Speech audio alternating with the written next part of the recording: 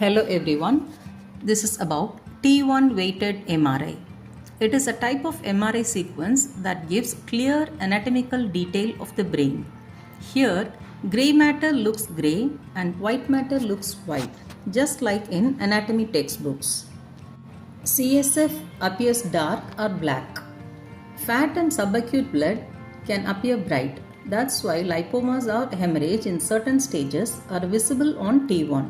After giving contrast, T1 helps us to detect tumors, infections, or areas of breakdown in the blood-brain barrier. On a T1 weighted MRI, we don't just see the brain's grey matter and white matter clearly. We can also visualize several important special structures. Number 1. The pituitary gland. It is well visualized and even tiny microadenomas stand out after contrast. Number 2. The orbits and optic nerves. The fat inside the orbit appears bright, which makes the optic nerve pathologies easier to detect. Number 3. The cranial nerves, especially the 7th and 8th cranial nerves in the internal auditory canal. These are better appreciated on T1 after contrast. Number 4. Arteries and veins. They appear dark due to the flow void phenomenon.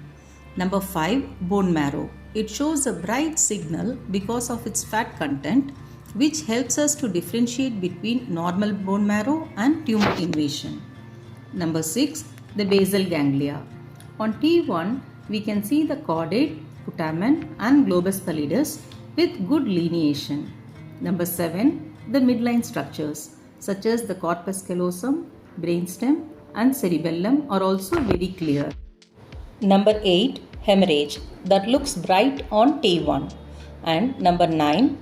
Fatty lesions like lipomas and dermoids which also stand out as hyperintense. So overall, T1 weighted MRI is not only about anatomy but also gives us excellent visibility of key structures and certain pathologies.